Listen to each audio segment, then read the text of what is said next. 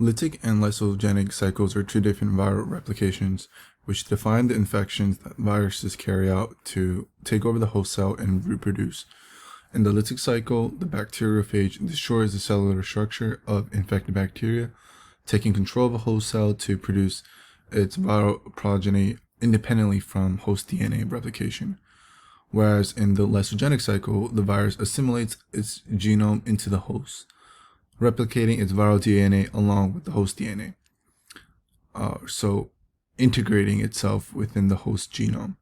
So the key difference is obviously the mechanism of action, the two type of replications take to reproduce, whether they are independent of each other, and whether they integrate the DNA into the host cell, as seen in the lysogenic. So a second key difference is whether the replication is virulent or not.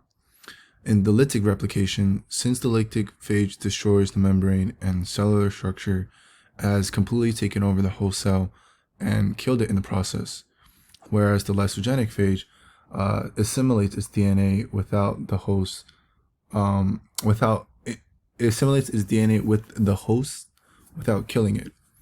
And finally, the third key difference is that lytic bacteriophages cannot follow the lysogenic cycle, whereas the lysogenic can follow the lytic cycle until it enters the lytic phase.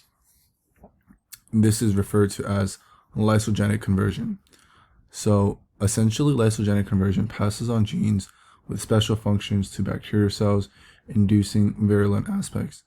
In other words, so the lytic bacteriophage usually cause the host to lyse, and the added genetic information by the DNA of the prophage, basically how after when the viral DNA has been integrated into the host DNA, it enables new genetic traits that can involve coding for virulent factors.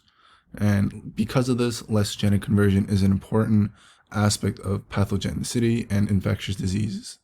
An example is the contribution of encoding for toxins such as streptococcal pyrogenic toxin, which is produced by rare invasive strains and scarlet fever strains of the Streptococcus pyogenes. Or another toxin is the chlorotoxin that causes cholera.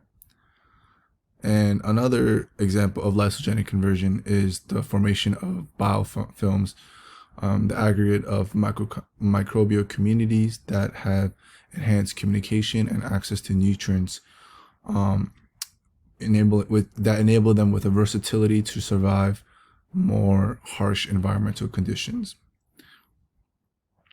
So these are just examples of lysogenic conversion and the implications of having the prophage, of providing the bacterial cell with new traits in virulent factors from the integration of DNA.